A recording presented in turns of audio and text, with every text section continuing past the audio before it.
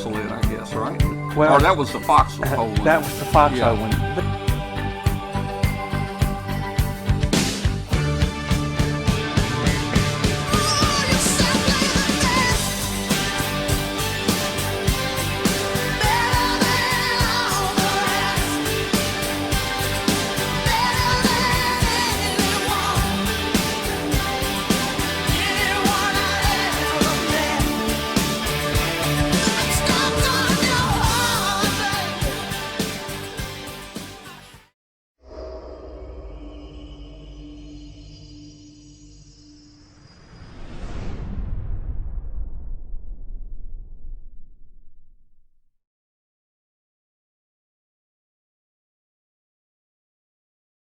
This Amateur Radio Roundtable is brought to you in part by Icom America.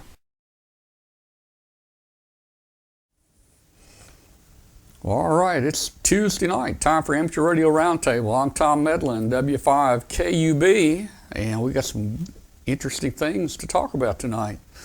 Hey, if you're out there listening on shortwave on WBCQ on 5130 kilohertz, drop us an email. Let us know where you are and how you're hearing us on shortwave. And also, if you have internet access, you just ran across us by accident, you can go to W5KUB.com, W5KUB.com, and you can watch the show, and you can see us, and you can actually join the chat room there and talk to us through the chat room.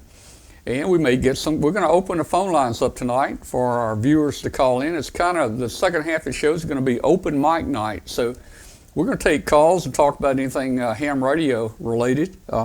We have phone numbers in 65 countries. If you would like to dial in from Australia or wherever, we have local numbers for you, so give us a call. Join our Facebook group. We've got about 8,000 plus hams in our Facebook group that follows the show. That Facebook group is just called W5KUB. Just do a search and you'll find it there. And we'd love to have you join it. Let's see, what else is going on? Oh, just a quick announcement. I know a lot of people have sent me a QSL card and are wanting a QSL card from me. I'm having new cards made. It's going to be about 3 weeks before they come in, but I'm having some new cards made. This is kind of what they're going to look like, something like this. So you'll be getting one of those in about 3 or 4 weeks. So don't give up on me there, and we'll get your card out. Those are coming from our friend Gennady. He's over in the Ukraine, and he has donated a lot of cards for prizes on our webcast before. I don't think there's anywhere you can get better quality cards. You can get 1,000 full color cards front and back for about $70-something, and that's unheard of. That includes shipping back from the Ukraine. So anyway, that's the story on the QSL cards. Let's jump over to our remotes and see how things are going out there with Katie and Rich. Hey guys, how you doing? Katie, tell me what's going on over in your land first. You got any snow or anything out there? Hi, Tom. Hi, everybody. Believe it or not, we are not getting the snow up here in northeastern Wyoming like everyone down south. Southern part of Wyoming, western part of Wyoming, Colorado, they're all getting nailed with snow, a couple feet, I think, in some places. And today we've just gotten a few little spatters of snow, so nothing too major. That storm system was really kind of way south of us and heading over towards Joe in Nebraska. So it's been pretty quiet around here, cool, and just been getting some, Dwayne just got some QSL cards done from the sweepstakes this month, and of course getting ready for Thanksgiving this week. Looking forward to having a wonderful meal with my family, and I hope everybody out there will have the opportunity to do so, and looking forward to seeing what we have to talk about tonight. All right, well, I want to just say, I think out of all the holidays, Thanksgiving has always been my favorite holiday, so I'm looking forward to it. Well, you can't go wrong, especially when, the yummy food. Yeah, and I eat that food for like days and days, boy. Oh, I know. But I tell you what, we're wishing you, hey, I'm going to wish you a white Thanksgiving. I hope you have a white Thanksgiving out there. We're getting rain right now. Oh, yeah. I don't think we're going to get a white Thanksgiving. Yeah, but probably somebody not. else might. Probably not. Hey, Rich, how you doing? I'm doing great, and we had a beautiful day here today. It was 60 degrees, and I was working on my front porch all day, so it was a nice little warm-up for late November. That is pretty good weather for you guys up there. Yep. I'm kind of glad I live down here. I don't like the cold, but we get a lot of heat down here too. I'm kind of getting where I'd like to be in between. I don't like heat and I don't like cold. How about you? We get a little bit of each. Yeah, man. Well, usually if you're in a little bit of heat, that means you're in trouble with Kathy. Well, yeah. Well, I don't know. Well, hey, it's going to be what it's going to be, I think my son Chris is tuned in. He's driving back for Thanksgiving. He's going to be here this weekend, and from Austin, Texas. And it's such a long drive for him. He's stopping in Shreveport to spend the night tonight. Halfway back or something. Anyway, he's listening to our audio portion of this. All right. Hi, Chris. Drive safe. All right. Well, let's, Katie, why don't you guys, you and Rich talk about CQ and tell us all about it.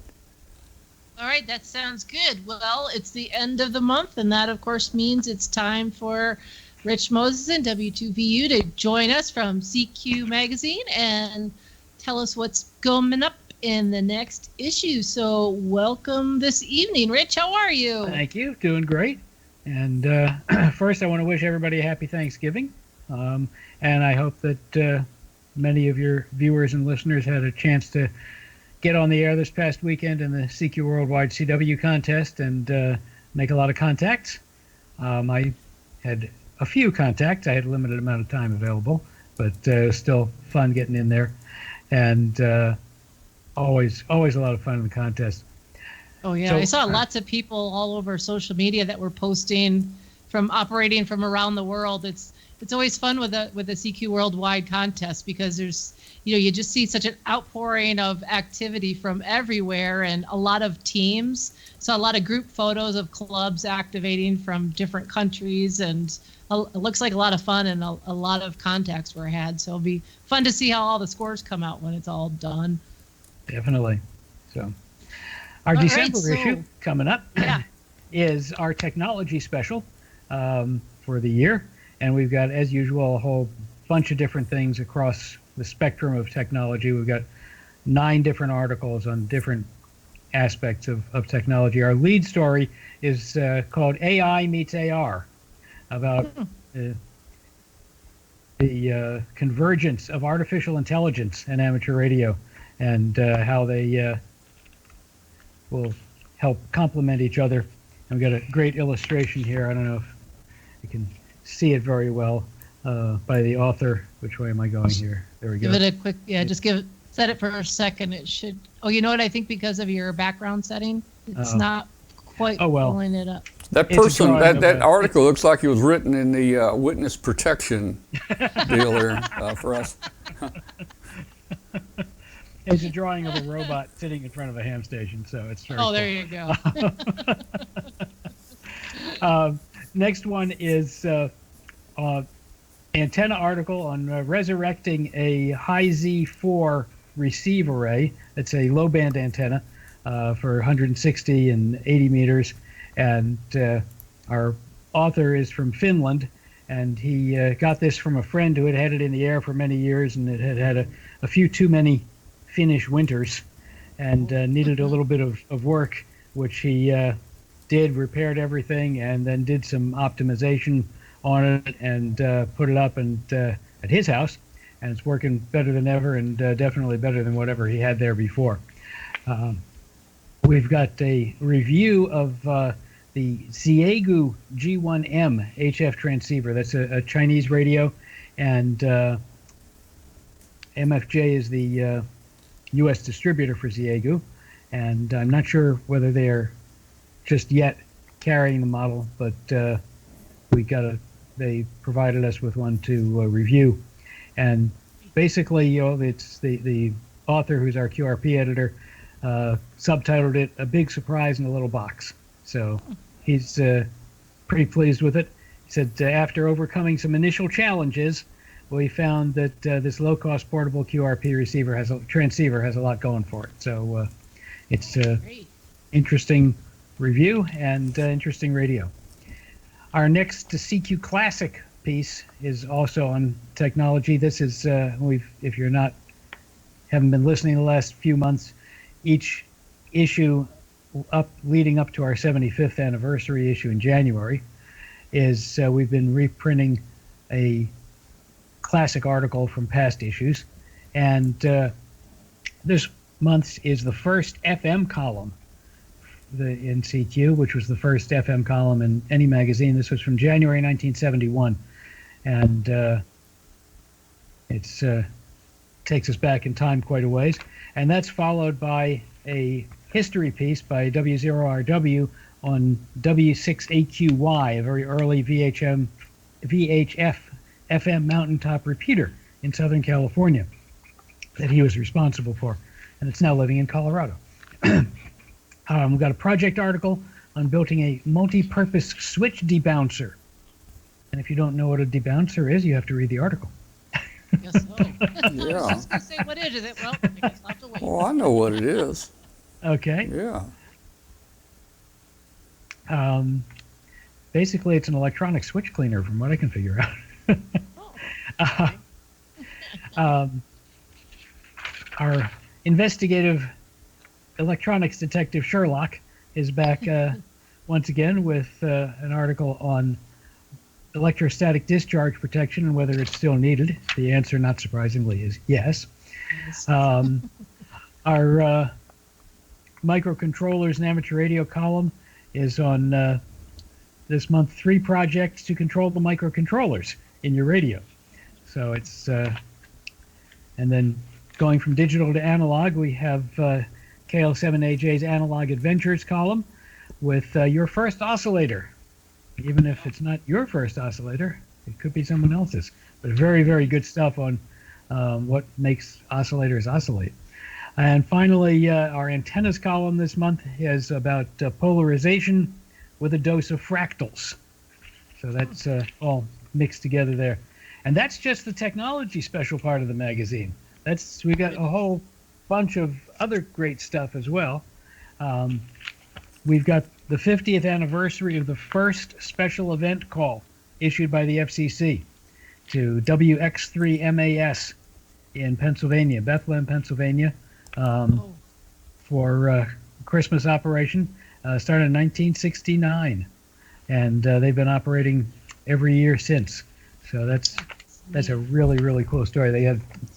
This was before the FCC was regularly issuing special event call signs. So it's really, yeah, and it's still in existence then. Yes, 50 years it's old the later. Delaware Lehigh Amateur Radio Club runs the station, and they're still on the air every Christmas from Bethlehem, Pennsylvania. We've got a D-Expedition story about the CY9C, D-Expedition to the graveyard of the Gulf. The Gulf in this case being the Gulf of St. Lawrence, and it's St. Paul Island is where CY9 is. So interesting story there. Our emergency communications column this month has a lot of detail on the situation out in California with the emergency communication repeaters that's been subject of a lot of controversy. And Walt W4ALT digs into that and comes up with a lot of good information. And it's still kind of up in the air as to exactly what's going to end up happening there. But at least it has some good background here. Joe K0NEB, of course, has his kit building column. And congratulations to Joe on the 10th anniversary of his column in the November issue. And he is wrapping up the Nouveau 75 and throwing the switch. Will it work? We'll find out. We've got a report in our homing in column from K0OV on the Amateur Radio Direction Finding Championships in North Carolina, and that was held in the fall, I think. Learning Curve editor Ron Oshu, KO0Z, describes his own learning curve in learning about DMR OpenSpot. And that's an area that I still need to learn more about, is DMR and all the language that goes with it. And he explains quite a bit of it here. So if you're interested in digital mobile radio, which is what DMR stands for, I learned that much, then this is a good article to give you some basics with. Tony Emanuel, K8ZR, a VHF columnist this month, talks less about on-air activities and more about the ITU and the World Radio Communications Conference that just wrapped up at the end of last week. Obviously, he wrote this when it was just getting started, so but he was explaining how the ITU works and what these conferences are about. And I should note, in the VHF world in particular, that we have come away from that conference with a harmonized worldwide allocation for 6 meters. So we should soon be seeing a lot more European countries letting their hams operate on 6 meters. And they're also approved a new set of rules for non-geostationary satellites. Their focus is on mega constellations of small satellites which will talk to each other, and the plan is to be able to provide constant worldwide internet connectivity via these satellites. And I was able to attend their news conference virtually at the end of the conference, and asked whether that would have any impact on amateur satellites, since all but one of our satellites are non-geostationary. And they assured me that no, there would not be any impact on amateur satellites. It's only deals with commercial satellites. So we got some good results out of the World Radio Communication Conference. And finally, for this issue, DX editor Bob Schenk, N200, hands his keyboard over to W8GEX Joe Pater to discuss DXing on 60 meters, which is a whole kind of different animal because it's channelized, and it's not a worldwide assignment. So there's a lot of things to know about working DX on 60 meters, and we tell you all about them. So that's the basics of what we've got highlight-wise this month in CQ. And cow, that sounds like a humongous issue. Yeah, it's chock full of great stuff. And of course, in the January issue is our 75th anniversary issue. And That's I've exciting. just finished my first draft of our of a history article on 75 years of ham radio and CQ, and it's currently at about 6,000 words and 24 pictures. So I may have to trim it back a little bit. Just a little, maybe. So we'll see.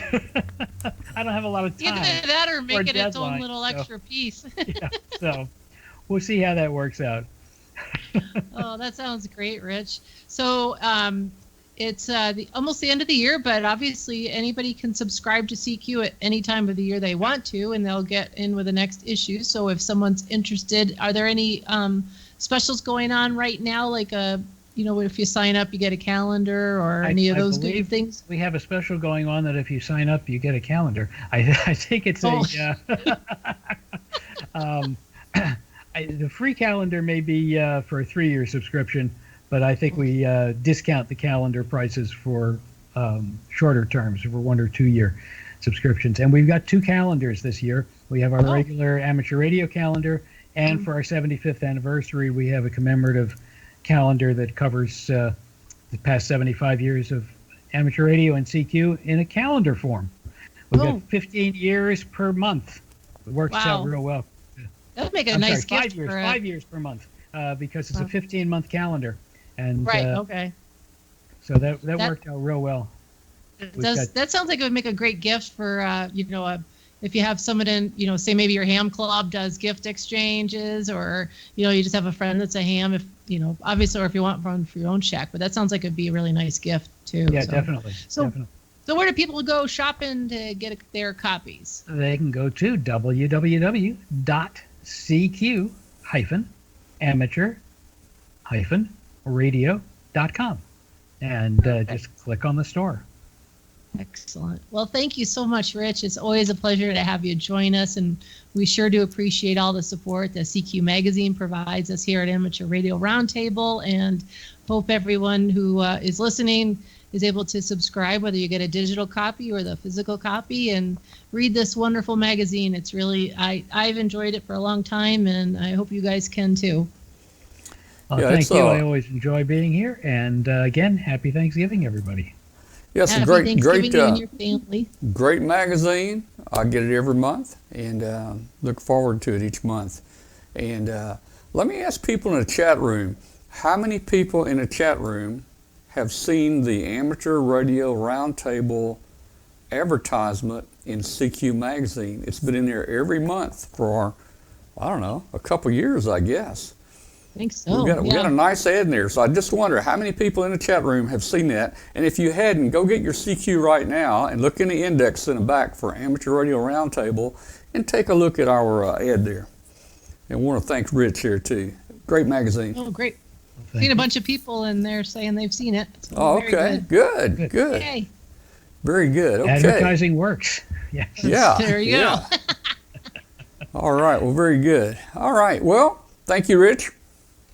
My We'll pleasure. see you. We'll see you. Let's see. Boy, next time we see you, it's going to be right before Christmas. Yeah. Yeah. All right, man. We'll see you later. Thanks for coming in tonight. All righty. Good night. Thanks, Rich. Bye-bye. Bye. All right. All right. Well, that was probably pretty cool there. I always enjoy listening to and seeing what's coming up in CQ Magazine.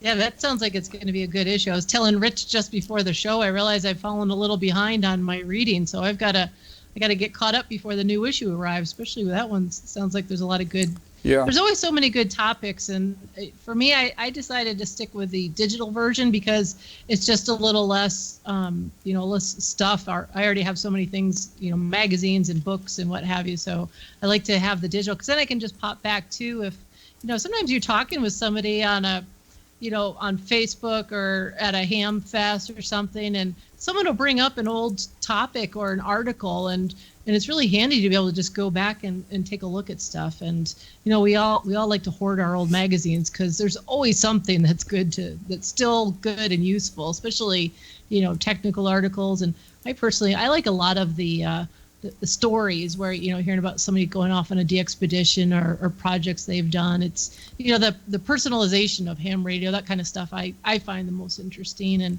and it's a readable magazine for me. I like it. I'm not super technical, and I've never been afraid of saying that. And so for me, I really enjoy it because I can understand it and get it, and there's such a wide variety of topics available. So well, I save all my magazines. I've got many years stacked up, and when you get interested in wanting to get more involved and start building stuff, you'll go back through the old magazines and just start picking them up and fanning through them, and you'll see a little project in here and say, hey, that looks pretty neat. I think I'll build it this week. Speaking of back issues, just if you don't happen to have that collection, through hamcall.net, all of our back issues going back to the first one in 1945 are online at hamcall.net and available, accessible at very, very, very reasonable cost. It's per day or month, very, very reasonable. Just go to hamcall.net/CQ, and you can do a search on whatever topic you want and look at the first 10 pages of every issue without having to sign up for anything. So you can get the table of contents for each issue and see what's there, and then decide what you want to get, if you want to get anything at all. So it's a great resource. I've been making huge use of it over the last few weeks in doing the 75th anniversary stuff, looking back at old articles. Well, just tremendous resource. that would surely give me more room here. I have quite a big stack of stuff, man. If I just did that. Thanks a lot. Thanks, Rich. All righty. Good night, everybody. Good night. All right. All right. So let's see what time. We're at 8:27. Hey guys, we'll be right back with you here. Just a minute here. Okay. Step up your gift-giving game this year and get your favorite ham an Icom transceiver. Icom offers a variety of high-performance and innovative products. Make the most out of this holiday season with one of these Icoms today. Give your favorite ham the SDR they really want, the IC7610. This high-performance SDR has the ability to pick out the faintest of signals, even in the presence of stronger adjacent signals. It is a direct sampling, software-defined radio that will change the world's definition of an SDR transceiver. It has RF direct sampling, an independent dual receiver, and dual digit select. Ham for the holidays, Icom is changing the way entry-level HF is designed. The IC7300 is a high-performance, innovative HF transceiver with a compact design, and it will far exceed your expectations. It has RF direct sampling, 15 discrete bandpass filters, a large 4.3-inch color screen, a real-time spectrum scope, and an SD memory card slot. The IC9700 is at the top of every ham's wish list this holiday season. Keep your competitive contesting edge with faster processors, higher input gain, higher display resolution, and a cleaner signal. Icom's IC9700 is the pinnacle of perfection. It has a 4.3 color touchscreen, dual watch operation and full duplex operation in satellite mode, real-time high-speed spectrum scope and waterfall display, and a voice recording playback function. Visit www.icomamerica.com/amateur for more information on Icom radios. LDG Electronics provides state-of-the-art antenna tuners for every amateur need. From QRP to QRO, fixed stations, portable and remote, an LDG tuner will match your radio to your antenna using our lightning-fast, proprietary tuning algorithms. LDG is a family-owned and operated company dedicated to bringing innovative, quality products to the amateur market. All LDG products carry a full 2-year warranty that is fully transferable. Support is only a phone call or email away. We're always here to help you. Visit us on the web at ldgelectronics.com. All right, and we're back. There's Katie. Where am I? I can't find me. I can't find me. Oh wait, wrong mouse. Wrong mouse.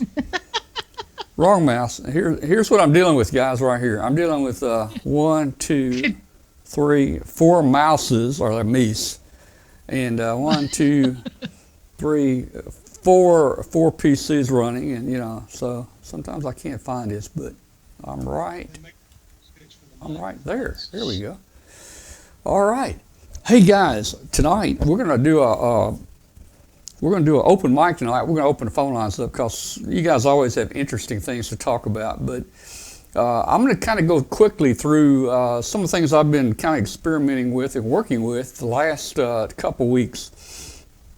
You guys know that Martin told me we built this 3/8 wavelength vertical antenna, and it's just amazing how it works. It's got about a 23 degree takeoff angle, and it's just a really good antenna. But Martin has convinced me to try a halfway vertical. So I thought, okay, I'll take the challenge. So I put up a halfway vertical. Now, you got to have a pretty tall support to hang at. It's 67 feet tall, but I managed to get it hung out here in the yard. So I started experimenting with a halfway vertical. Now the problem with halfway verticals is kind of severe because you're loading it at the very end, and it's a very, very high impedance. And let me go through a couple of pictures here. I've got some stuff for you.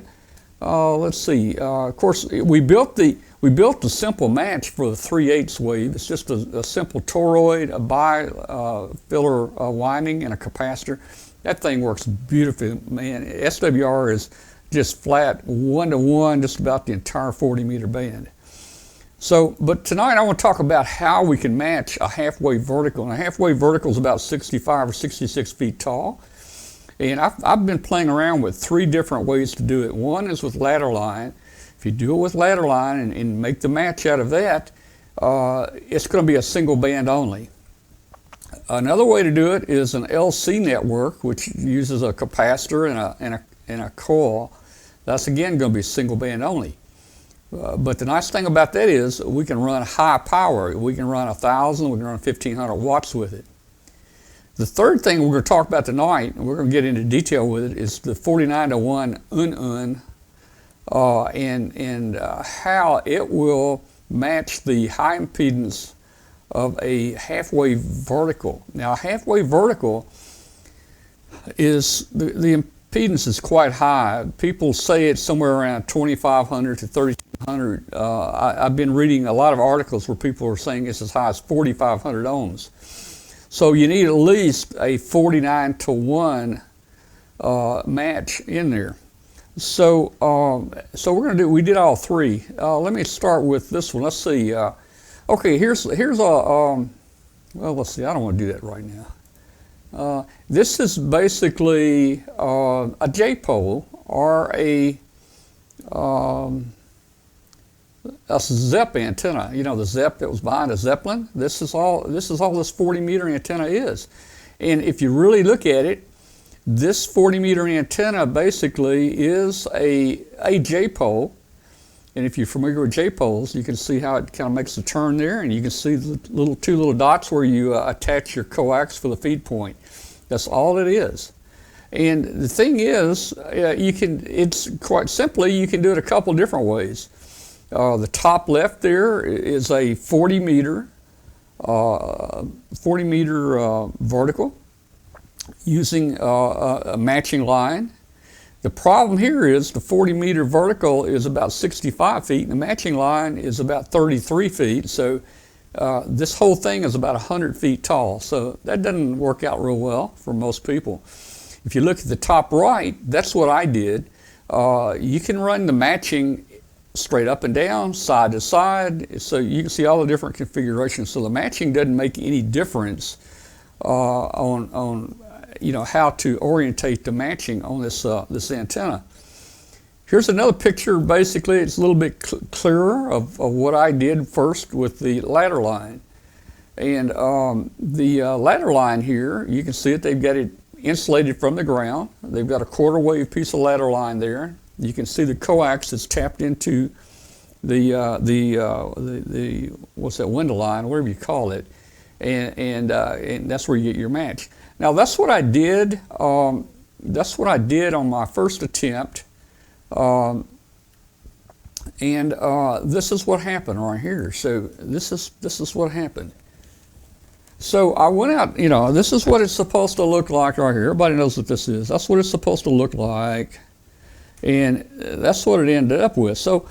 And I didn't know this was happening, so I came in the house. Oh, by the way, the match was just perfect out there with the SWR meter. So I came in the house and put the amplifier on it, and I think, okay, let's see if the amp blows up, or let's see if everything holds up. So you know, I tuned up, you know, a few hundred watts, maybe 500, maybe 1,000, and you know, maybe a couple 10-second tune-ups or key down into this antenna to see how it would react. And it looked great, you know, everything looked good inside. The SWR was perfect, the amp wasn't acting up, everything looked good.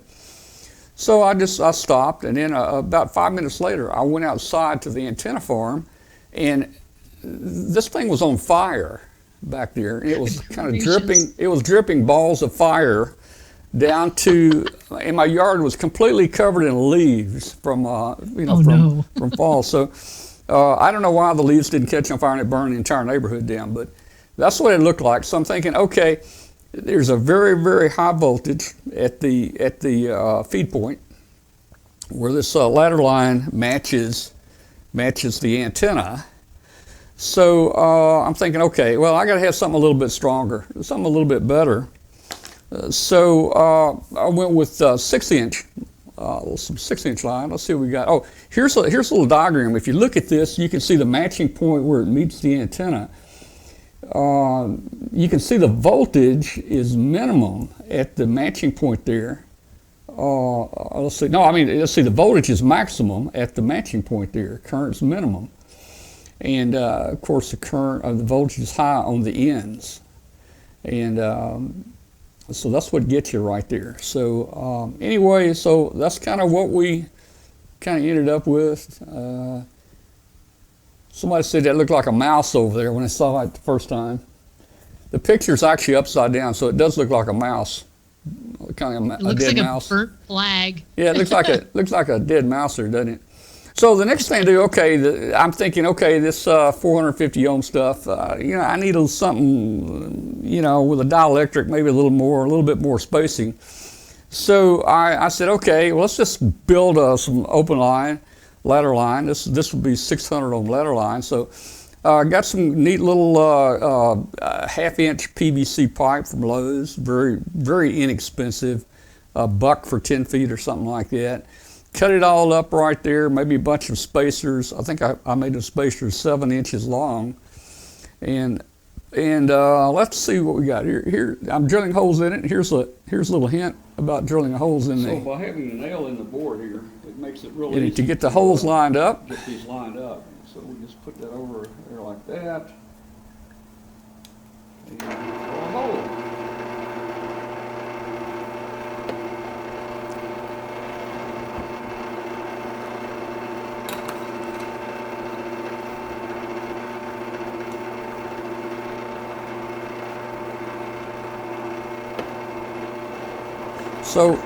So basically what that will do is it will allow you to get the hole straight, where you don't have one way and one the other direction. So out in the shop, you can see here the ladder line starting to come together. That's 6-inch ladder line.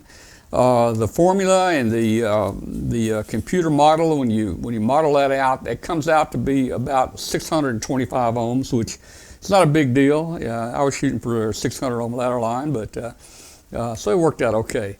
Now, those insulators would slide on that wire, and you don't want all those insulators to all slide together, or when you move this thing around, you want it to kind of stay in that position. So I filled a hole in the PVC pipe there with I had a caulk gun and I squirted silicone down in here, to harden and to just hold that in place. Well, for some reason it didn't stick. So I don't know what happened here. Okay, so I said, okay, that's not gonna work, so I cleaned that out. I think, okay, liquid nail. I'm gonna put some liquid nail in there. This'll do it, man. So I put liquid nail in there and it hardened, but guess what? The wire would still slide in and out of the hole. So I'm thinking, okay, now this wire, I bought a roll of it at Lowe's. It's a gas and oil resistant cover on the insulation, so not much is sticking to it. So I finally came up with a little bit different way to do it. If you just take you some needle nose pliers and stick them in there, and you just give it a twist, that'll lock the place. It'll lock it in right there, and those things will not move at all right there. So you take your ladder line, and this is what we're going to use for match number 2. Match number 1 was the 450 line. Match number 2 is the ladder line we built, which I know would handle the power. And again, you find the point on the ladder line where the match is best, your 50 ohm match, and it's coax soldered to the ladder line. So that's how we match it. I didn't like it though because the matching is like 34 feet long, and look at there, I had to wrap it around the back flower bed, and I just didn't like the looks of that. It tuned up fine, it looked like it was going to work fine, and that would have been okay, and that would be a cheap way to do it. You can see how it just goes around right there. So the next thing we're going to do, you got to buy you a gallon of M&Ms. All right, so Sounds good to me. yeah, you've got to buy you a gallon plastic container of M&Ms and eat them all. And then once you do that, then you can get started on a different type set here. And this set now, we went with like open line, ladder line. Now we're going to try a different way to match it, and it's very easy to match it. With, let's see, there's some commercial products out here. Let me show you this right here. Basically, it's really simple. There's one right there. It's a single coil and a capacitor, and that's it. 2 parts to match this antenna. 2 parts, and that's all it is. So I started experimenting around with that, and there's a take right there. There's my coil. There's the capacitor in there. I used a fixed capacitor with the coil. Let's see. Yeah, put the coax connector on the end. And there it is, all waterproof and everything. You screw the end on it, and you can put it outside in the rain, and you're okay. So let's see what's next here. Okay, we have successfully built our M&M's antenna matching system. You can see on the end, we have the coax from the shack. On top, this is where we will connect our antenna right here, our halfway vertical. We got our inductor, our high voltage 50 picofarad cap in there, and I've added this series tuning capacitor to tune out some reactance. So I'm going to take it out in a minute and hook it up, and we're going to see how it does. That's what it looks like.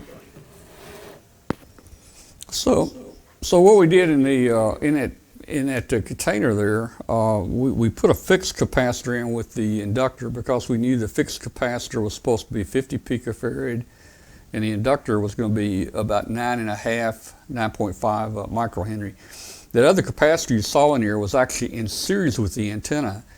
The experiment was to tune out any reactance that might be in there, and it was somewhat effective there. So the next thing I tried with the LC circuit would be just a coil, and instead of a fixed capacitor, on the right side there, you have a variable which replaced the 50 picofarad fixed and allowed you to tune it, like 30, 40, 50, 60 picofarad, and find the exact spot where it is resonant. And then what we would do, of course, would replace it, because the spacing on that might not handle a kilowatt very easily. It looks like it's about 3/8 spacing.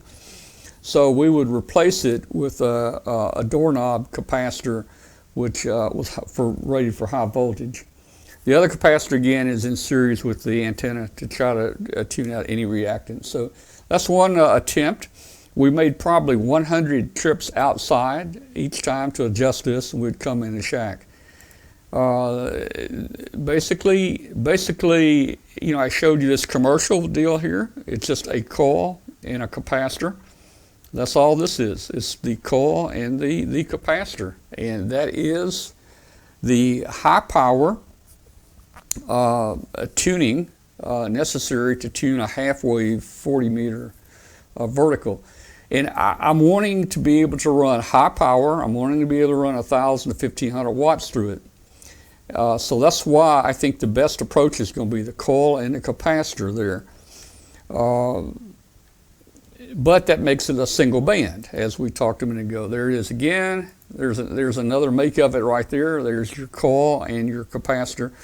This guy actually has a tap there where he can move that tap and set it for 80 meters if he wanted to run the antenna on 80 meters. But so back to experimenting. There's the cap, there's the coil. That coil actually is a homemade coil I made back in my novice days in about 1964. A piece of plexiglass drilled and just wire just twisted through it. Look there, made my own coil there. So that's it. Coax comes in on the left side there, and the antenna hooks to the right side. Let's see what's next here. There it is inside the M&M's thing to waterproof it. We tried that. So another way to use inductors and capacitors is link coupling. You notice those others were not link coupling, but Another old school way to do it would be link coupling, and that was very popular back in the early days of ham radio. And there are formulas or there are calculators on the internet where you can calculate capacitance, inductance, and put the frequency in, and it'll tell you exactly what you need. We needed 1.5 microhenry, and we needed, for 40 meters, we needed 50 picofarad. All right, so let's see. So here's a link coupled. This is a link coupled diagram, and you can see there's again a parallel capacitor and coil, and then there's a link. There's a two-turn link that link couples it, and I'll show you what that looks like. So there it is. There's the 1.5, and I've got a capacitance or an inductance meter. So I just wound me a little coil for 1.5 microhenries there, and a two-turn primary around it, and there's my capacitor. Now the capacitor will actually tune that from 10 meters up to 40 meters. So at maximum capacitance, you would get close to 40 meters, and at minimum capacitance, you would be able to run 10 meters with it. So again, you could set that to have a match on 40 meters. You could actually read the capacitance of that with a capacitance meter, and you would actually read the capacitance of 50 picofarad, and you could actually put a fixed in there if you were just going to run one band.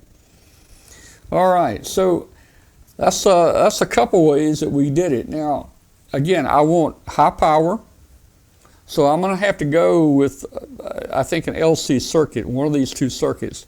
The other way that you can do this is with the 49-to-1 un, and basically that's what it looks like there. The problem with this is, this is a true endfed fed with a 49-to-1 balance un. Dave Kassler did a review on a half-wave antenna. If you guys have seen it, he could not make it work. Anytime he would lift a piece of coax up off the ground, a foot or 2 foot, or move something, the SWR would go just crazy on all different bands. So he basically gave it up. And that's some of the things that I've found with this, but there is a little secret that most people don't tell you when you buy a half-wave antenna.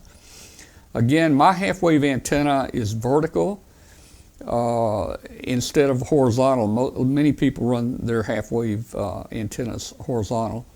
The thing about using the un here in a half-wave, you can use it on multiple bands without retuning it. It will actually work all the harmonic bands like 80, 40, 20, and so forth.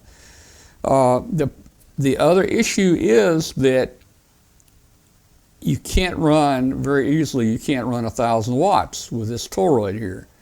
There are ways to try to get there, but after a few minutes, this toroid will actually heat up and the SWR goes crazy.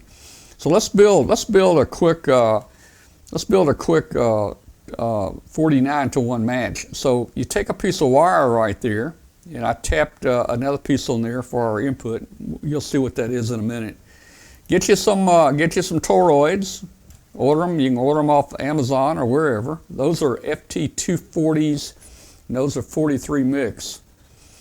So we take one of those. I did wrap it in electrical tape. It's best if you can wrap it in something like some type of high temperature coating, fiberglass or something. But I wrapped it in tape here just so I wouldn't skin up the wire when I pulled it through. So let's build. Here's the first build. This is a single core 49-to-1. Very basic. You can see the coax comes in on the right side. We've got a 100 picofarad capacitor across the coax connector. We've got 14 turns of wire, and that wire sticking out connects to the antenna. So it's pretty simple. We put that in a simple box you can get anywhere, a Walmart or whatever, and there you can see we mounted the coax connector, a little ground connector, and the antenna connector. And we put it in a little box right there, to kind of waterproof it, and there it is, all put together and sealed and ready to go. That will handle about 100 watts. If you operate kind of a 50% duty cycle, that'll kind of handle close to 100 watts. It'll definitely handle QRP. I needed high power. The way you get to high power is you use more cores. You either wrap a toroid with 2 toroids or 3 toroids for the core. So here I'm going to glue 2 toroids together, and then I'm going to wind the 49-to-1 winding on here. We're going to need about 60 inches for the secondary, so I've already done that. So what we're going to do is we're going to twist these. It's kind of like a bifiller, I guess you call it. These are actually going to go to ground here. This is going to be the input from the coax connector, and from here to here, this is the primary, and this is going to be wound pretty tight all the way up. So let's see if we can wind this without messing it up too bad. I've not done this before, but we're going to try it. So I'm going to put it in my little vise right here. Yeah, you can see it. I'm going to put it in my little vise right here, and let's see what happens. Stick it in here and see how it goes.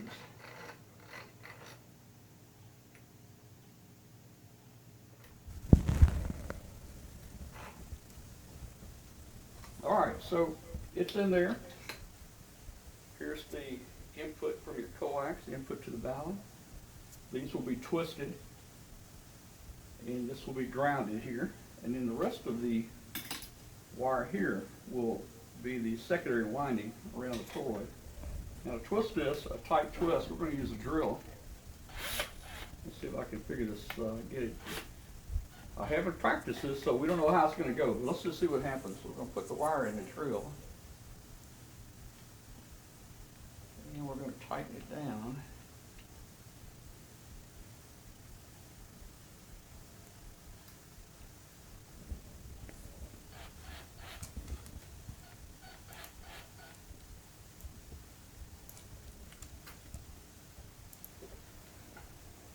All right, I think we're in there. Okay, here we go. We're going to try to do a twist now. Here we go. I think we're loose here. We'll try it again.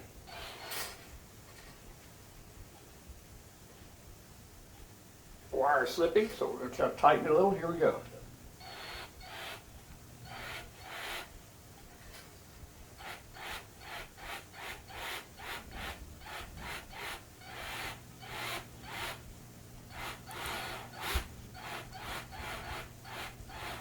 Don't want to get it too tight.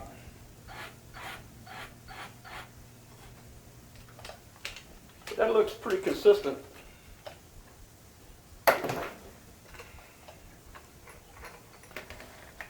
That looks pretty consistent right there, the twist we've got. Again, this will be the ground end. We'll have 2 turns of this in our toroid. That's the input for the primary. And then the long piece here will be wrapped a total of 14 turns, and that will give us the 2-turn primary, 14-turn secondary ratio that's supposed to match our endfed impedance. So we're going to see how it goes. We're going to start trying to wind this in the toroid. We're going to wind the primary backwards 2 turns, and then we'll take the secondary here and we'll wind it the other direction until we get to 14 turns. So let's see how it's going to go. It's a little stiff wire, but we're going to see how it goes.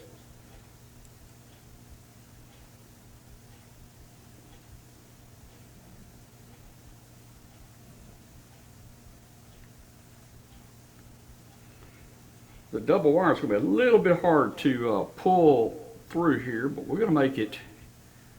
I'm glad we just got 2 turns we have to do.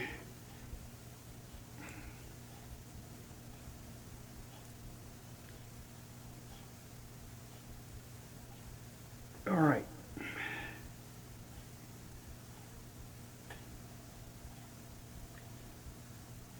So actually, it turned out pretty good.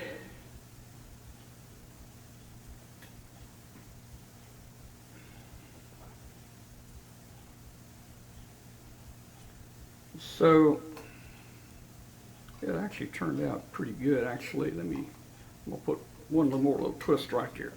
There we go.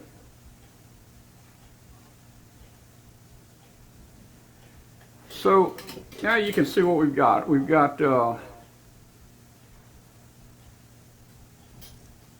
this is the ground in I was talking about. Here's the short one. It's the primary input. And we got 2 turns. Each time it goes through the hole, it's 1 turn. So we go through there, 1, 2. And now we've got the primary done. Now we're going to wrap the secondary. We need a total of 14 turns. We're going to do 7 on this half, and then we're going to cross over, and then we're going to do 7 more back on the other side. So we'll see how that goes. Okay, so let's see if we can start winding this thing. What we're going to do is we're going to wind the primary backwards. We're going to put it in the toroid like this. And then we're going to wind like this. Hey, if it goes bad, we'll just rewind it. We've got more wire here. I've got some 100 picofarad capacitors ordered. Anything over a 1000 volt, 100 picofarad 1000 volt capacitor will work. It's just a little blue capacitor. And but I'm gonna put, I ordered some 100 picofarad, I think I ordered 30,000 volt 100 picofarad capacitor, so I'll put one of those across here. So I'm going high on the capacitor voltage, I'm going high on the 2 cores, so we'll see what happens.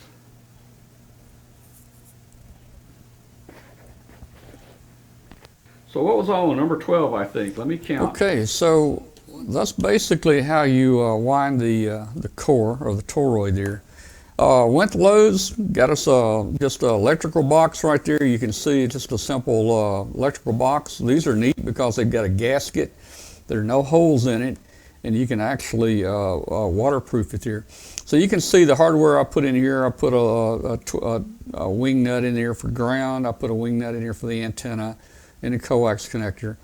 And I put a couple eye bolts in there. One eye bolt is to hang it if you want to. The other eye bolt is a stress relief where you can actually hook the antenna wire through that eye bolt on the left there. So you take that, you do your hardware right there, you put your toroid in there that you just wound, you start connecting it up. There's some of the connectors, let's see. I just put the blue 100 picofarad in there after these pictures were made. Again, I bought some 30,000 volt capacitors to go in there. Close it up, that's what it looks like. And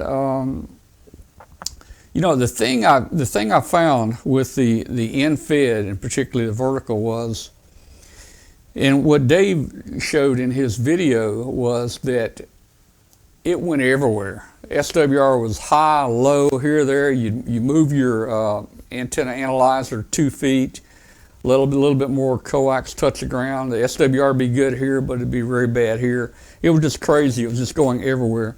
So it's real difficult to get it to work at a very low SWR on all bands. Most people have to have a little compromise in there. You'll get the SWR down good on some bands, and maybe there's a couple bands that the SWR might be a little higher than you wanted, but again, it's usable. It's not that usable for me because I don't want high SWR running an amplifier there. Now, there's one thing that many people don't tell you when you buy these or build these, or you look at it on the internet, and they tell you that you don't need a ground. You don't need a ground, and you don't need a counterpoise, or maybe just a little 10-foot counterpoise, or use the coax. Well, here's the thing: if you don't use the counterpoise, the coax cable becomes the other part of the antenna. And you know, if you've got like I do, I've got underground 130 feet of cable going out, and then I had cable going from that point to this antenna. So I probably had 140 feet or so of coax. That all affects the tuning. So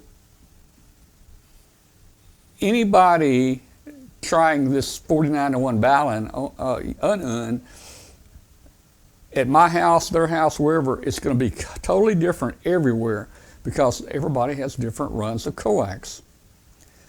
And they don't tell you in most books, and when you order these, they don't tell you.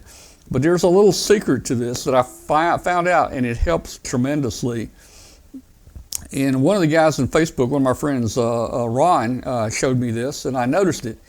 High-end endfed antennas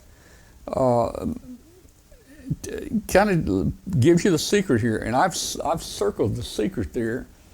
And if you look at that, I've got circled a 0.05 wavelength, 0.05 lambda, or it's actually 0.05 wavelength. And you can see every configuration he's got there.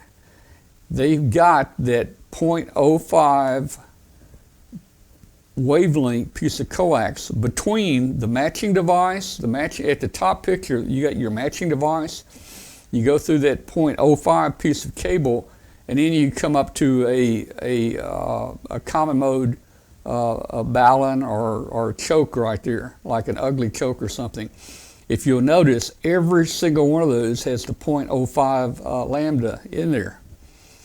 Now, and that is about 2.1 meters long, about 6 feet, a little over 6 feet long for 40 meters.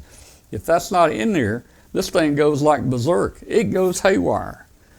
And so when I saw that, I just, wound me up an ugly balun.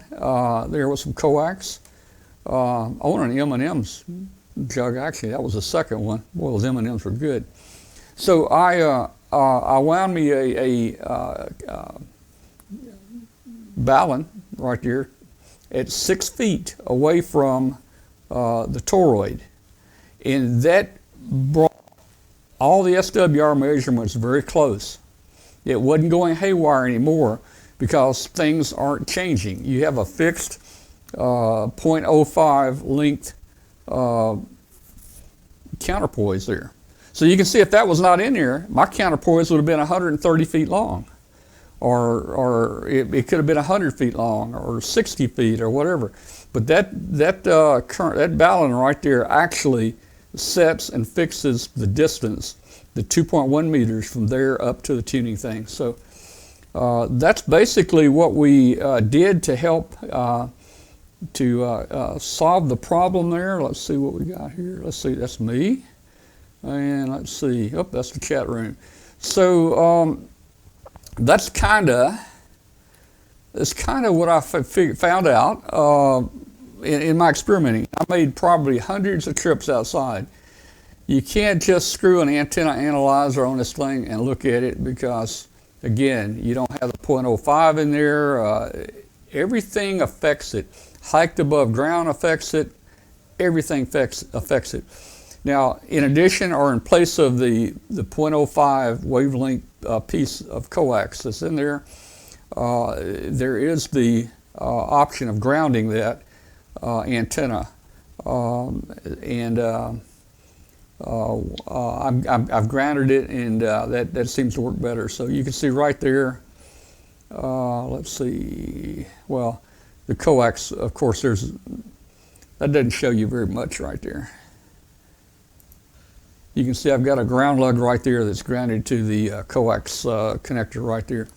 The ground lug greatly helps it. So on an endfed like that, you really do. Now, some people may get them an endfed, buy it, put it up, and say it works wonderful. I think they're lucky people if they do that, especially if it works on all bands. It's almost a miracle. And probably a lot of people that put these up, I don't know why they do it. Well, I guess I do know why they do it, but they'll put a endfed up, and then they'll order a tuner, and they'll put a tuner on it. And I'm thinking, okay, if you're going to order a tuner, why don't you just put a half wavelength piece of wire out there and eliminate this right here? So, anyway, I wanted I wanted a resonant antenna at 40 meters that I could use with the amplifier because I don't have a second high power tuner. So that's kind of what I've been working on this week, and I hope maybe some of those things might help you there if you're having trouble with your endfed. I'm going to open the phone lines tonight, and we'll just talk about whatever you guys want to talk about. And let's see, phone line's coming up. Let me put the phone number on here. Phone number. Get that. Hey, Tom. Yes. Wayne had a question about your M&M container. Yeah. Is it, honey? Oh. How long do you think Oh. He was wondering how long you think it's going to be okay out in the weather. Will it not have any issues with sunlight? In the M&M container? Well, I don't know. The plastic. I don't know. It was just kind of an experiment on our part, to see how it works. My antenna farm out there, I have a number of cables that go outside, and let me start this computer audio. Yep. I have a number of cables that go underground from the shack out there, and they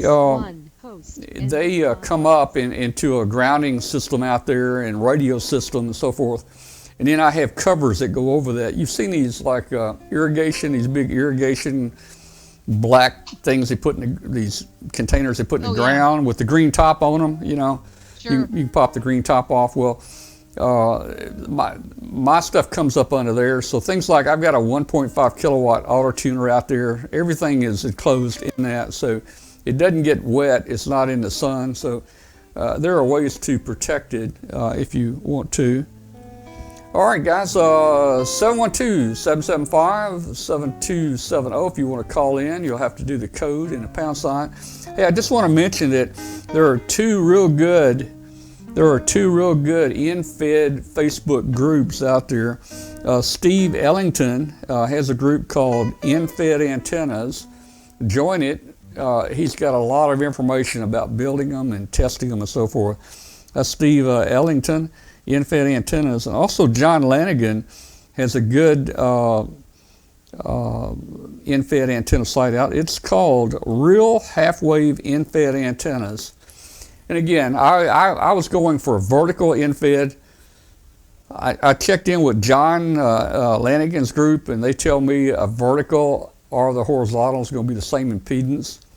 I'll accept that. They're the experts on it. So check those groups out. John Lanigan, Real Half-Wave Endfed Antennas, and Steve Ellington, Endfed Antennas on Facebook. And we've got a caller, I think. Who's the caller? You got Kilo Bravo 3, Zulu Victor Hotel, Richard, Erie, Pennsylvania. Hey, Richard. Hello, Richard. What's going on, man? Well, I tried to get a hold of you earlier in the net, but evidently you moved up to 189 from 180. And the conditions weren't that great tonight. But now, Richard, the band must have been really bad because I didn't move. We stayed on 180 the whole time. Oh, really? Well, yeah. I couldn't hear you very well. I heard you a couple times. You'd go up and down.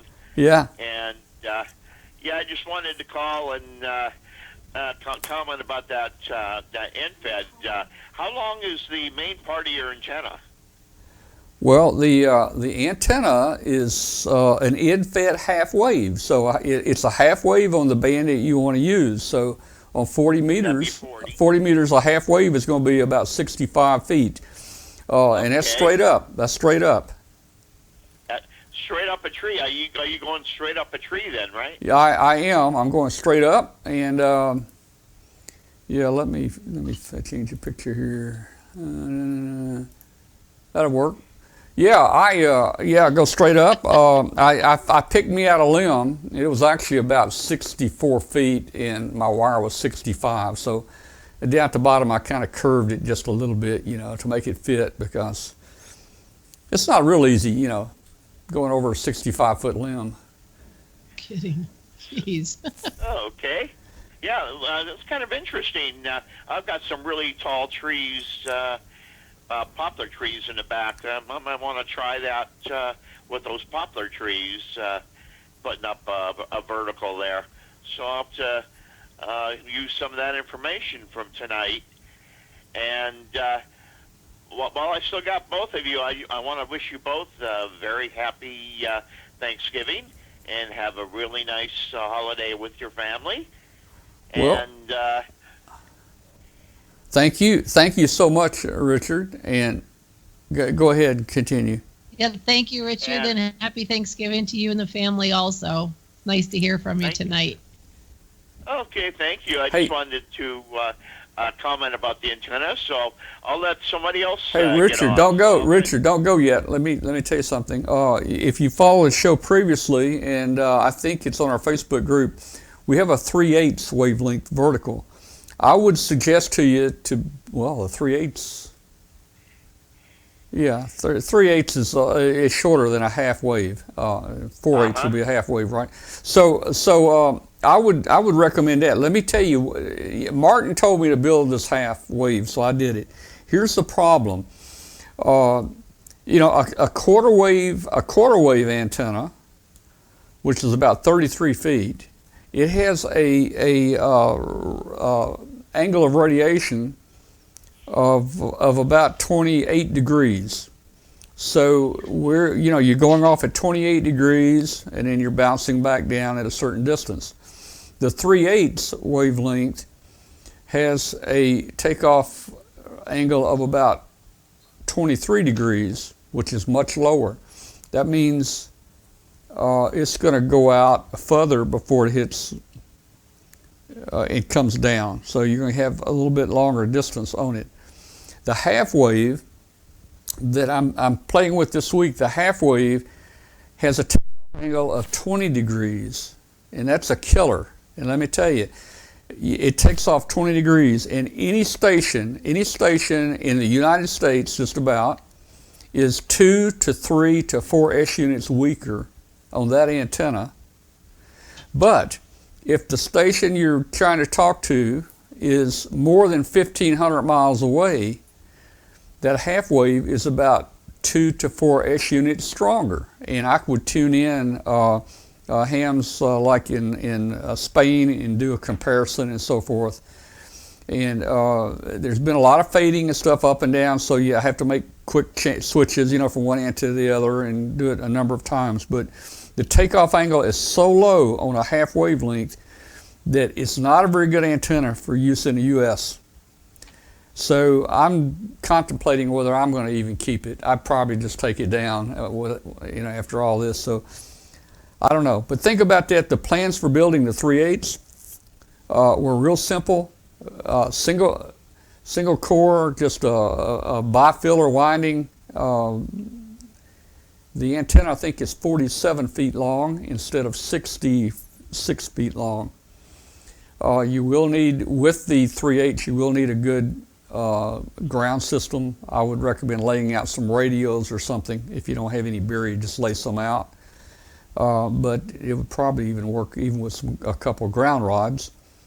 So I don't recommend a half wave. I'm going to have to tell Martin that was not a good idea. I wasted a lot of time the last 2 weeks with an antenna that's worse in the United States because I don't work a lot of DX.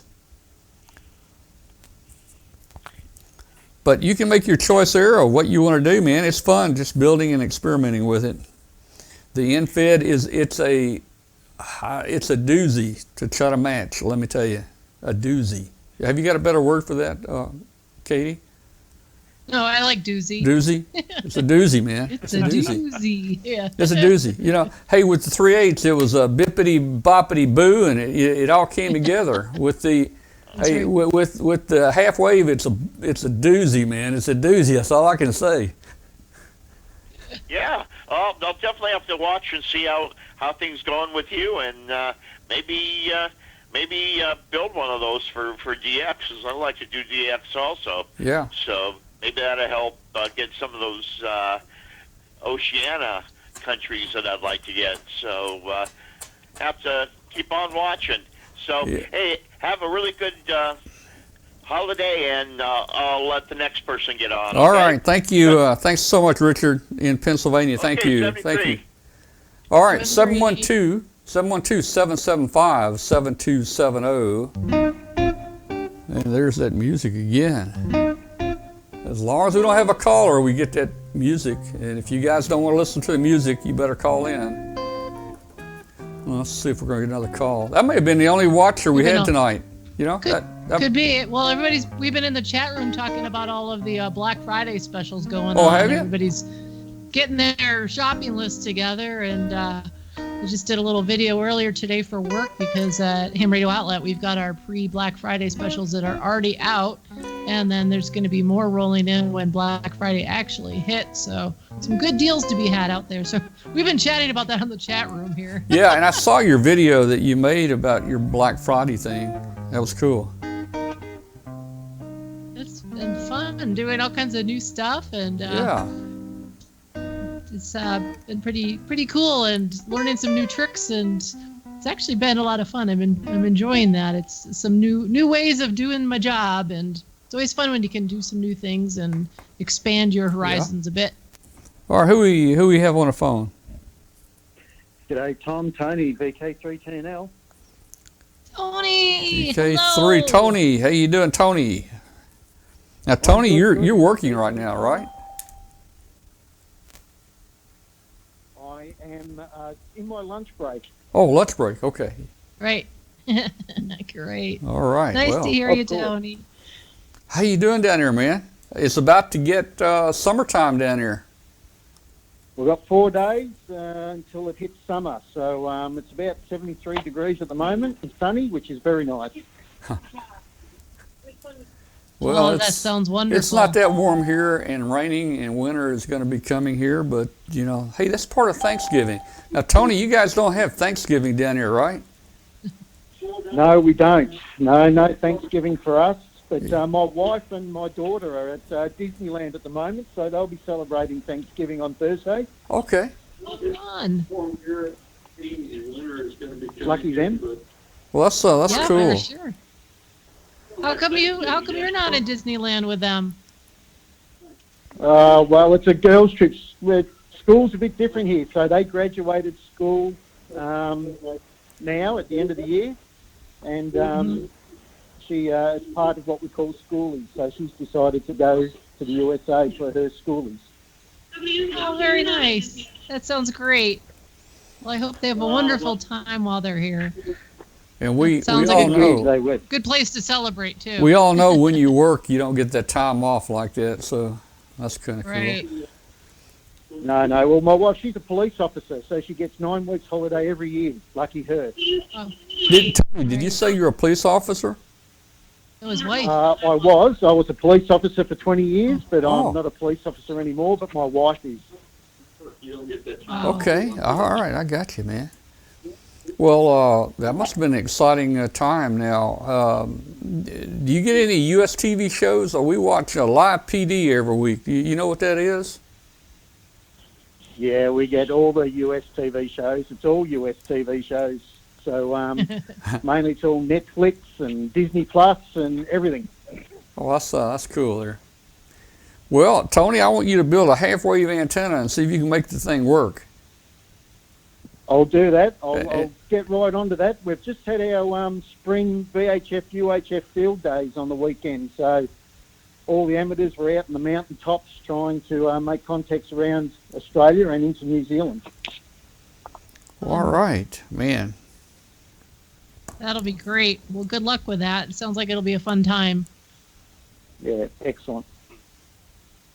Well, great show again tonight. Thanks very much. Okay, Tony. Well, thanks for calling. Thanks for calling, Tony. look there. Always nice to hear from you. Well, at least we have 2 viewers. We have 2 calls. Thank you, All Tony. right. We're going to count. We're going to give Tony extra points because he's so far away. I know, for sure. Yeah. All right. It's Thanks, long Tony. DX. All right. Choose Alpha Bravo 5, Julia Mike. Okay. Now wait a minute. Wow. Wait a minute. A little muffled Alpha here. Bravo 5, Juliet Mike. Juliet Mike. Now he checked in. What was that? AB5? Yep. Yeah, now, Jim, I think it's Jim. He checked in the net tonight. How you doing, Jim? I'm doing very good, and I'm enjoying your show. Well, cool, man. I mean, hey, not a whole lot's going on in the show tonight. Some nights we have very exciting shows and just have a lot of fun. Tonight's been kind of so-so, but we're still having fun really there. good. And Never mind. I thought tonight it would just be good to have people call in and let's just talk whatever you want to about ham radio. This is probably the first time that you've joined us, right? Exactly, and I've certainly enjoyed our QSO on HF, and looking forward to doing it again. All right, now, Tony, Jim, you're the one that talked to me about the Air Force, right? Exactly. Yes, I did. Boy, let me tell you, Jim went in January of '69. I went in January of '69. Jim got out the end of '72. I got out in the end of '72. We both made the same ranks. We both, I mean, there were so many things that were common, but we both went in with delayed enlistment. We both were trying to keep the Army off our heels, so we joined. I mean, Jim's whole story sounded just like mine, didn't it, Jim? Exactly. Yeah. Son of a gun. Except for one thing, he got to go to all the good places. He went to Vietnam his last year. I went to Korea. I think that was the only difference. Well, you were the lucky one. Yeah. Well, did they pay you? Did they pay you in real money when you were in Korea? I mean, and when you were in Vietnam? No, they gave us this MPC, Military Payment Certificate. Okay. It was the only time you could dig into your wallet and give somebody a nickel, and it was in paper money. You know what?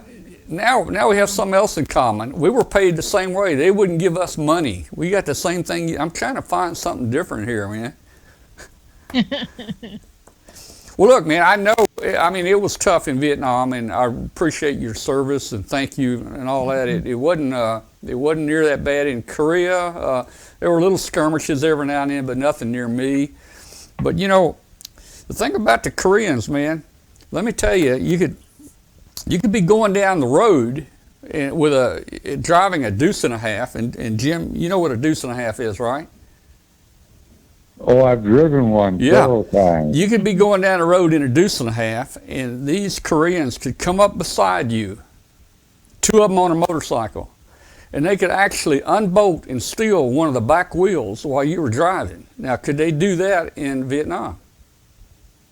Oh, they could even take your wristwatch off while you were riding around. Well, that's true, and I know also back about that time you didn't even wear a ring in the Philippines or stick your arm out the window because you would end up with one finger less. Oh my goodness. Yeah. Wow. Hey, Jim, we join us every Tuesday night on that net, and I'm on a lot of nights. I'm on 7180 a lot of evenings around 6 o'clock or so. Be sure and jump in here, boy. I'd like to talk to you about old times. I'll be happy to do that. And 7-3.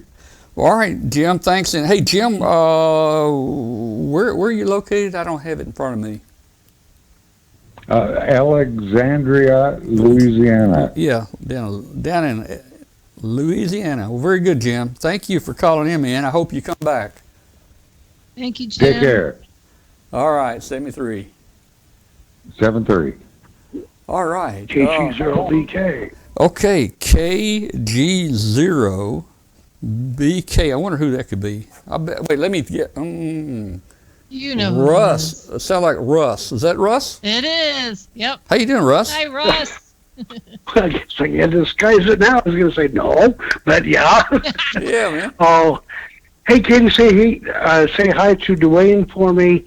Thank him for his. It's been quite a few shows ago, but we had some problems with keeping antenna connectors tight, and I followed his advice. It worked great. So thank him good. for me. even though I don't know how to spell his name. That's okay. He heard you and he just waved from back there. He says, "You're welcome." All righty. Tom, good show. And interesting, I'm going through just moved about 2 months ago to a downtown apartment. Wonderful for hams. Great savings on money, but wonderful for hams.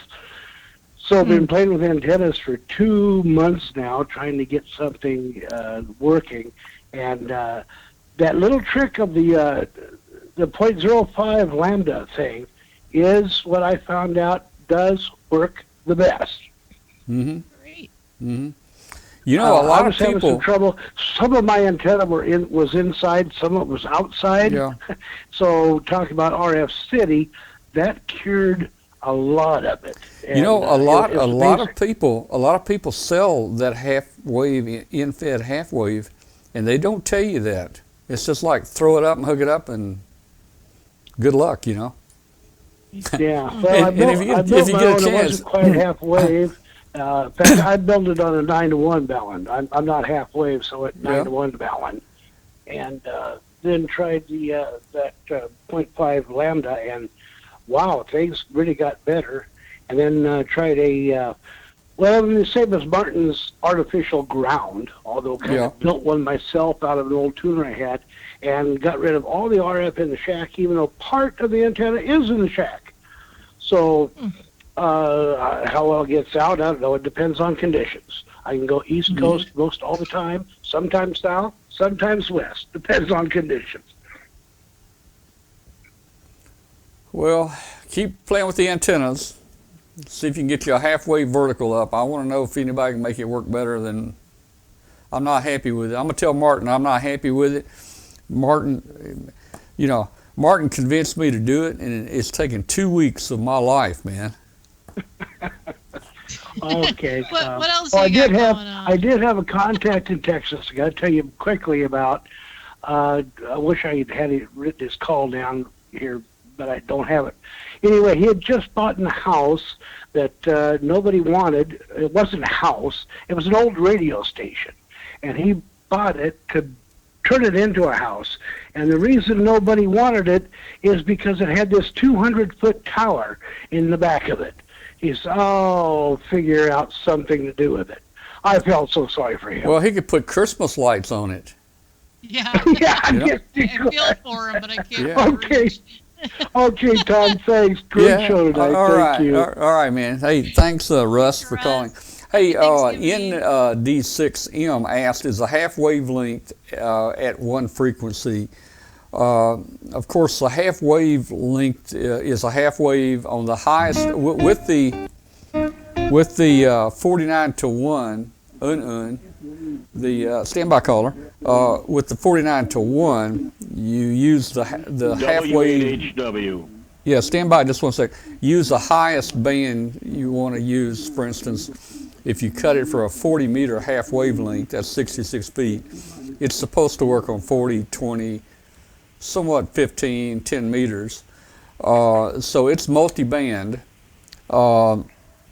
SWR is not the same on every band, and it's a juggling deal, because if you really look at, you know, they're harmonics of each, but 7.05 megahertz. If you triple that, you get 21 something, and if you double it for 20, 7.01, you'd get 14 point something being a band. But if you want that 40 meters to be up in a voice band, and you cut it for 7250, now on 20 meters, it's out of the band. It's out of the top of the band, so that makes your SWR higher. So it's a real juggling deal to try to find a point where you're happy with the SWR you have on each of the bands there. But and another thing, again, I don't recommend it. They're trying, they're experimenting with and building the 49 to 1s with like 2-core. You saw I did a 2-core and a 3-core, 3 toroids glued together to handle the power. Those toroids will get hot, and when they get hot, they reach a certain temperature, the SWR just goes crazy off the scale. So that's one of the things. Power's an issue with it. So that's one of the reasons why I'm going to probably go with, if I keep it, I'm going to go with just the inductor capacitor L network, set it for 40 meters, and not try to make it multi-band. Who's the caller? Who we have on the phone? W8HW, Bruce. Bruce, Hi, Bruce. W8HW. Hey, Bruce, where are you? Very well. I heard your net tonight. I listened in and Okay. didn't jump in because I was busy making some contacts. And by the way, Katie, I think you have a strong acquaintance, if I may, that I work tonight. You're, what is it, WY7FD, if I'm not mistaken? Yep, that's my husband. He's over there. Eh. Were you guys on MSK? Oh, Well, hey, that's- we were on FT8. Yeah, FT8. So FT8. that's got to be that's and got I to be wanna a thank you. first. That's got to be a first. I'm sorry, what? Somebody watching the show tonight worked Katie's home there. Bruce, did you know that you worked? Dwayne? No, he's on did- there almost all the time while I'm on the show. So, yeah. yeah, Did you know though, Bruce? Did you know that was Katie's spouse and on the show tonight? And did you tie it together? I did. As a matter of fact, that was part of the reason I wanted to call, is to thank Katie. A few months back, she helped me connect with her husband. I needed his station on 160 meters. I've been a DXer for the last 20 years, and I hadn't done anything stateside. And I looked one day, and gosh, I really don't have much in WAS. And so I've got about 300 countries on just about every band. I've got 9-band DXCC. So I thought maybe I better start doing some stateside stuff. And I looked, and I didn't have 160 meters, or I didn't have Wyoming for 160 meters. And Katie helped me out there. She connected me with Dwayne. So that, and I just happened to run across him tonight. So that, I thought I'd throw that at you. Well, that's pretty great. good. Thank you, That's Katie. great, man. Oh, yeah, you're very welcome. It's It's fun. great how all this came around in one big circle there. We're one happy ham family, aren't we? That's right. Absolutely. I'm going to ask another favor, Katie. I'm going to ask you to tease your husband into contacting me on 10 meters. Would you believe 10 meters is the only band I don't have worked all states? And guess which single state I need on 10 meters? Oh, Hey, boy. next month is a 10-meter contest. Maybe the band will open and you can catch us. That's, Yeah, what actually, is it, CW? I like to run the 10-meter contest. I think I've got a couple certificates for it. Okay, well, there you talked me into it. Tom, I want to thank you for the information that you put out tonight. Very interesting what you did with the toroid coils. Yeah, I've had experience with toroid coils and overdriving them and heating them up and killing the permeability. And then before, if there was a mistake to be made, I made it. And so I really enjoyed what you did there tonight. Well, I went at it in 3 different ways to match that antenna. I'm not convinced I'm even going to keep that antenna, to tell you the truth. I mean, if you have to be 1,500 miles away, it's not much good for me. Mm-hmm. There was one the thing whole that I believe I process of- heard you wrong on. What's that? You said that the half wave had a lower angle of radiation than the 3/8. I thought it was the other way around. I thought there was a couple of degrees less or lower on the 3/8 wave. Did I hear you wrong or what? Well, I think, look it up, I could be, but I think I'm correct. I think a quarter wave is about 3/8 wave is about versus 28 half. degrees. The 3/8 is a lower angle. I think it's about 25 degrees or 26 degrees or something. And then the half wave is, my reading on it was, and I haven't modeled it, but it was at 20. Mm-hmm. So I think it's lower. But hey, check it out and report back on the show next week. Let me, check them out and to help us. Well, okay, I will. And I was thinking the 3/8 wave was a little bit lower, but sometimes we don't always remember. I'm not going to hold your show up. I'll let other callers call in, but I wanted to pass that on to you, and a double thanks. And tell Katie, tell your husband to look for me on 10 meters. W8HW, All right. hot water. All right, we'll do. Thanks so much. Thank you. God bless 73s, and have a happy Thanksgiving. All right, and Bruce, we expect to see you back on here next week. That's right. Well, Happy Thanksgiving. okay. We'll have some kind of a story to tell you, some And kind of a lie or truth. You'll have to figure out which. You know, you're gonna have to put a post-it note right now while you're thinking about it on your computer. Tell me where you are, Bruce. Presently, I'm in Port St. Lucie, Florida. Originally from Michigan, the Great Lakes state. Yeah. We'll put you a little note there. 9 p.m. Eastern time, Tuesday night. Well, if you're not here, we're going to be upset. 73. All right, 73. We'll see you later. Good night. All right, bye. All right, guys, we really actually went a little over our show time. Yep. Perfect timing. You know, Tom, I wanted to tell you, I really enjoyed your video because you showed it wasn't just like, you know, from the beginning to the end and here it was all of the stuff that you had to go through and your trials and what you tried and didn't work. And I mean, to me, that's reality, and seeing all the different things you go through, and that's how you learn, and that's the fun of it. And so I just want to say, thank you. I had a few other videos, but I kind of cut them short. You know, I knew it was going to go long. I liked it. I thought it was really helpful to see. Well, we've had several people that have thanked us for showing, you know, step-by-step things, and it helps them there. Well, Katie, thanks for being on here with us again tonight. I guess we'll see you next week. Boy, hey, next week, we'll already have Thanksgiving. Yeah, so we'll have to report in on how much we overate. Yeah, let's do that. Okay. Well, good night to everybody. Happy Thanksgiving, everybody. Thanks to everybody for tuning in tonight. Join our Facebook group. It's called W5KUB.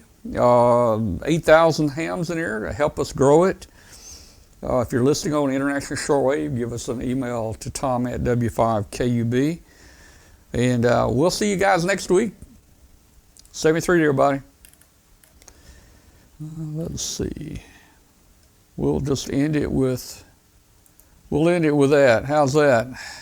The old Indian test pattern. Oh, yeah. Of course, that kind of dates me, so we'll go with that. I think it's great.